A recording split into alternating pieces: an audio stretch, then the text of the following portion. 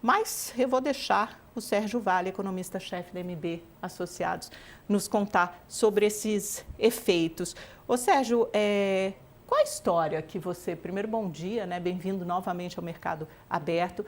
Qual a história que você vê nessa desaceleração da inflação brasileira? O que está pesando mais aqui? É o câmbio, o nosso se valorizando, o dólar caindo no mundo inteiro? É a história da super safra? Os bens industriais também mostram uma acomodação? Já é o efeito da taxa Selic num nível bastante elevado? O que está acontecendo com os preços? Bom dia, Amanda. Prazer estar aqui falando com você também novamente. Olha, é um conjunto de coisas que está ajudando a inflação a desacelerar agora, né? Você já colocou alguns desses pontos. A gente tem a taxa de câmbio. Lembra que no começo do ano a gente estava com taxa de câmbio de 6,30. A gente está falando de uma taxa de câmbio agora que está rodando em torno de 5,40. Então ajudou muito nesse processo de desinflação desde o início do ano. A gente tem inflação de alimentos, que também com a super safra que a gente está vendo esse ano, a gente está entrando num processo agora de queda de preços de alimentos, ainda vai perdurar por mais alguns meses, que vai fazer com que tenha um segundo semestre muito mais tranquilo na alimentação do que foi o primeiro semestre. E a taxa de juros, ela chegou a 15%, o BC corretamente tem sinalizado que vai ficar com essa taxa por algum tempo. Esse impacto ainda a gente precisa ver com um pouco mais de intensidade, porque justamente a inflação de serviços, quando a gente olha o conjunto da inflação, é aquela que está ainda mais resistente.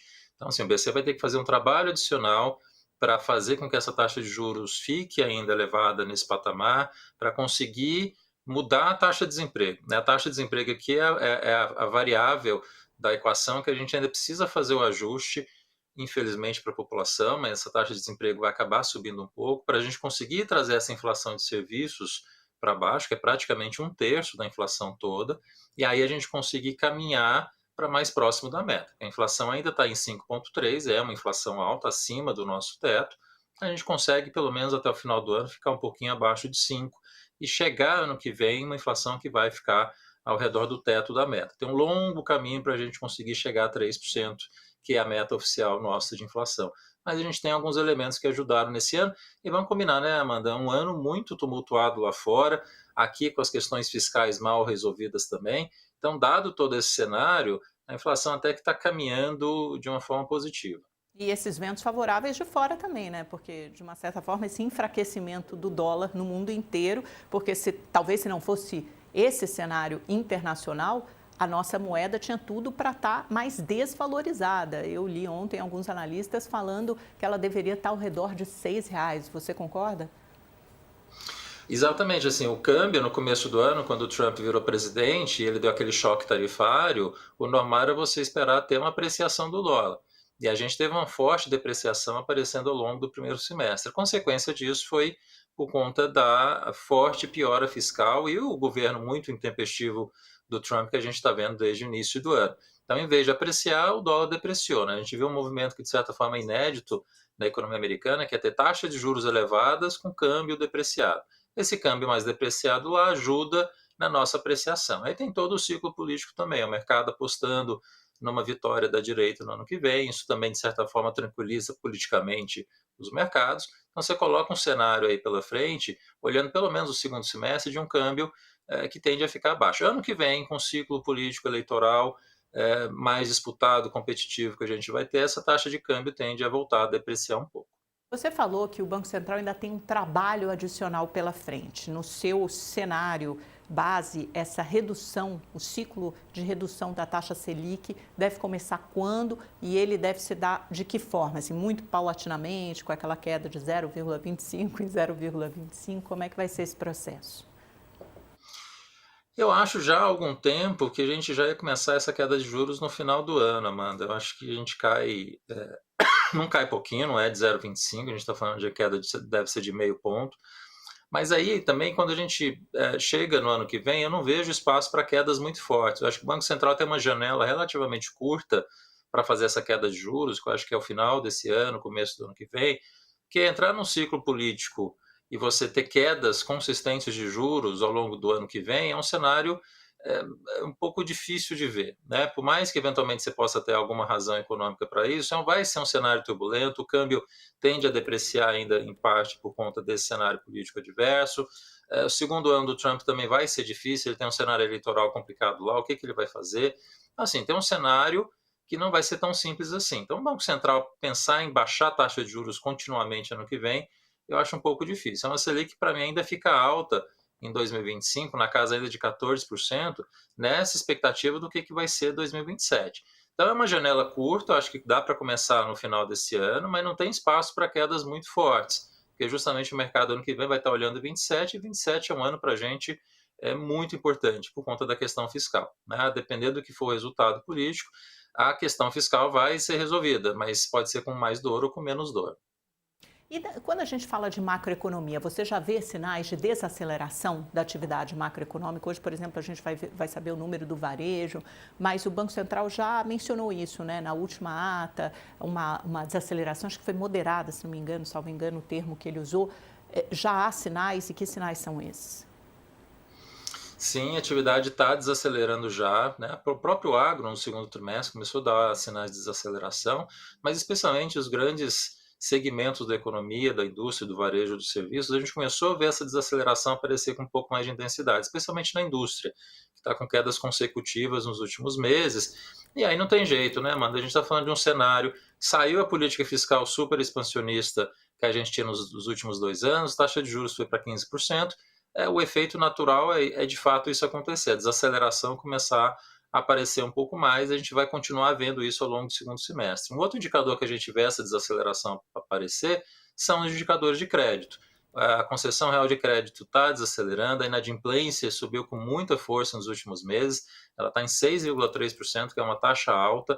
Então tem um cenário aqui que a gente já vê no mercado de crédito, um consumidor que está começando a se retrair. Né, por conta dessa percepção de risco que está se vendo pela frente, está todo mundo um pouco receoso de tomar créditos muito longos agora. Né? Tem um ciclo político complicado ano que vem, taxa de juros está alta, então essa desaceleração que a gente vê em crédito acaba impactando o consumo e isso vai se refletir na atividade, especialmente no segundo semestre. A variável que precisa ainda virar um pouco mais para ajudar o Banco Central na contenção de inflação é a taxa de desemprego. O mercado de trabalho tem que fazer um ajuste ainda, para a gente ajudar o Banco Central a trazer essa inflação para baixo, né? Porque 5,3 é uma taxa muito alta ainda. Né? De 4,5, que é o que a gente deve ter ano que vem, ainda é uma taxa alta, mas pelo menos tendencialmente a gente poderia, tudo dando certo, conseguir se aproximar da meta, que é 3%. Eu comecei essa edição do Mercado Aberto, Sérgio, falando no efeito macroeconômico relativamente benéfico do tarifaço. Quando a gente olha no detalhe, obviamente, muitos setores serão prejudicados, pessoas podem perder o emprego, o governo está preparando esse pacote de socorro sobre o qual a gente vai conversar em seguida, mas, de uma forma geral, na macroeconomia parece que está tudo bem. A gente tem, inclusive, esses ventos favoráveis soprando do exterior, como você falou, em relação ao câmbio.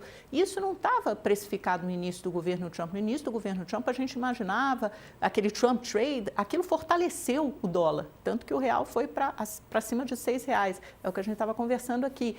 E agora a gente tem, com todos esses riscos colocados pelo governo Trump, o dólar se enfraquecendo, não somente em relação ao real, mas em relação a outras moedas. Então, na macroeconomia está tudo bem, apesar do tarifaço, e o Trump, de alguma forma indireta, sem desejar, está ajudando o Brasil nisso?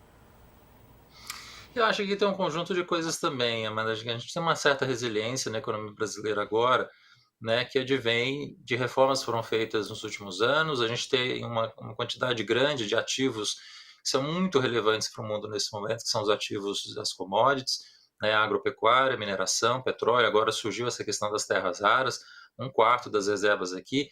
É muito complicado de explorar, de produzir, tem questões ambientais por trás, não vai ser tão fácil assim. A gente tem 4 ativos super importantes para o mundo, não tem nenhum país no mundo que tem esses ativos como a gente tem. E do ponto de vista geopolítico, né, Amanda, a gente está numa parte do mundo que não tem muito interesse. Ninguém quer invadir a gente, ninguém quer jogar uma bomba, a gente não tem problema de fronteira. Então, no mundo em que a questão geopolítica se tornou uma questão muito importante, a gente está relativamente fora dessas questões, né? Então, tem um cenário que a gente tem um mercado grande, tem ativos importantes, tem energia renovável, fez algumas reformas importantes no passado, tem esse cenário de geopoliticamente a gente está fora dessas questões que estão afligindo o mundo nesse momento. Então, coloca a gente no cenário de uma certa resiliência. Está longe de ser perfeito, a gente continua com as dificuldades, mas é um pouco como eu tenho falado assim, em vez da gente ter melhorado, o mundo piorou. Né? O mundo está piorando ao longo dos últimos 2 anos, e entra num cenário que a gente está ficando parecido com esse mundo com muitas dificuldades políticas, dificuldades fiscais, dificuldades econômicas gerais, protecionista, que é o que a gente sempre foi na nossa história. Então, nesse mar de dificuldades que o mundo está vivendo, a gente, por conta dos nossos ativos, tem o potencial de conseguir sair relativamente bem. Mas veja, o relativamente bem aqui a gente tem que focar no relativamente. Né? Não é nenhum cenário explosivo de crescimento, nada disso. A gente precisa fazer o trabalho de casa para conseguir crescer consistentemente entre 2% e 3%. Se a gente conseguir crescer todo ano entre 2% e 3%, é um grande ganho para a nossa economia. Né? A gente precisa ter essa certa estabilidade de crescimento nesse patamar. A gente tem as condições para isso. E veja, no ano, com essa turbulência toda que o Trump causou, com uma questão fiscal ainda mal resolvida, a gente está relativamente bem. Né? E eu Já acho que é o quarto 2026, ano, apesar né? das tempestades, quarto ano de crescimento próximo de Acima 3%. de A gente está 2, é. encerrando o primeiro semestre próximo de 3% ainda. Sim. Né? 2026 vai ser um pouquinho mais difícil, 27 também, mas se passar essa turbulência, especialmente a questão fiscal, a gente consegue avançar. Agora, falando sobre o pacote de socorro que vem por aí, Sérgio, do que já foi anunciado, essa linha de 30 bilhões de reais de crédito, a gente imagina que parte disso vai ser subsidiado. O que você, compras governamentais, está indo na direção correta, conteúdo nacional, manutenção de emprego como contrapartida? A gente já sabe, aprendeu a fazer isso com a pandemia, é um pouco mais do mesmo. Quais as vantagens e desvantagens e riscos que você vê nesse pacote que será anunciado daqui a pouquinho, às 11h30 da manhã? Assim, política fiscal serve para esses momentos, né, Amanda? A gente tem um choque, tem uma questão externa que aconteceu, como aconteceu com essa questão tarifária. Você tem a possibilidade de usar a política fiscal para ajudar justamente nesses momentos. O que não pode acontecer de forma alguma, que é a nossa história fiscal, infelizmente, tudo que você faz de programa novo, de assistência, vira direito adquirido e vira para sempre. Né? A gente viu isso acontecer muito na época da pandemia. A gente não pode deixar que esses programas que vão ser colocados agora, que eles não sejam temporários, quer dizer, que eles sejam temporários, não sejam permanentes. Né? E fica um pouco essa preocupação desses 30 bilhões que estão sendo anunciados para ajudar essas empresas nesse momento. De repente, você dá um nome para esse programa e ele entra permanentemente como assistência, porque vai ser argumentado que o Trump vai ficar por 4 anos, as empresas vão precisar dessa ajuda por 4 anos, e aí a gente segue com o pacote fiscal que vai estar como subsídio, né? Vai ser mais um subsídio que vai ser criado e vai entrar na conta desse subsídio no Brasil hoje, que já é muito elevado, né? Na casa de 8% do PIB. Então, acho que o grande receio, a grande preocupação é essa. Né? Eu acho que ajudar é benéfico, precisa de fato, o papel da política fiscal é esse, mas precisa ter muito esse cuidado, a porta de saída dessa ajuda. A gente não está numa condição fiscal hoje que permita você fazer grandes ajudas e permanentes nesse momento. Então, de fato, eu espero que o governo, no anúncio, dê um prazo para isso. Olha, vai ter uma ajuda que vai ser disponibilizada por 1 ano, no máximo, para que a empresa consiga sair dessa situação, andar pelas próprias pernas e seguirmos em frente. Né? O que não pode ser um programa que é dado, é colocado e vai ficar, né? Não tem prazo de saída. Acho que esse é o grande receio em relação ao que vai ser divulgado hoje. Sobre o impacto nas contas públicas, né? Quando a gente fala de 30 bilhões de reais, não sei se é possível estimar a parte disso, a gente deve saber em breve que vai, de fato, sair do cofre do Tesouro, né? Que o Tesouro vai ter que ajudar com essas taxas de juros mais baixas, abaixo do que se dá na economia em geral. Também tem um adiamento de pagamento de impostos. Empresas vão deixar de pagar impostos, vão pagar mais tarde. Isso também diminui as receitas do governo. E o Haddad tinha sinalizado que isso vai ser feito via crédito extraordinário, né? Não vai ser contabilizado na meta fiscal. Dá para ter uma ideia de número ainda do impacto que isso vai ter nas contas públicas ou não deve ser algo tão relevante que te preocupa? Suponha que seja 30 bi, né, que você vai colocar de gasto de fato extraordinário, de crédito extraordinário que vai ser criado, seja pelo reintegre, equalização de juros, enfim, qualquer pacote que seja, se entrar no orçamento, tudo que está sendo colocado, a gente está falando de 30 bi, se aumenta o déficit esse ano e provavelmente ainda no ano que vem. Né? Não está muito claro se isso vai ser só para esse ano, se esse pacote vale também nesses valores para o ano que vem, a gente ainda precisa saber esses detalhes. Mas, de qualquer maneira, se aumenta um déficit que já era elevado esse ano e ano que vem, né, Amanda? Porque a gente tem a meta do governo, mas tem muita coisa que fica fora da meta, né? Especialmente nesse momento, nos últimos anos, os precatórios e os créditos extraordinários que vão aparecendo. Ano passado teve a questão do Rio Grande do Sul, que foi importante de você ter essa ajuda para o Estado. Esse ano está tendo agora o efeito do pacote. mas a gente tem essas questões extras que estão sempre aparecendo num déficit que está muito elevado. Está falando de um déficit que está na casa de 70 bilhões. Né? Então, entra num cenário de um déficit que é elevado, que vai ser mais elevado ainda em 2026, e por mais que a meta seja atingida, o resultado fiscal como um todo é ainda muito ruim. E é isso que a gente vai precisar mudar em 2027. Então, assim, adiciona um resultado fiscal complicado, né, com os créditos extraordinários agora, em cima de um resultado já muito ruim.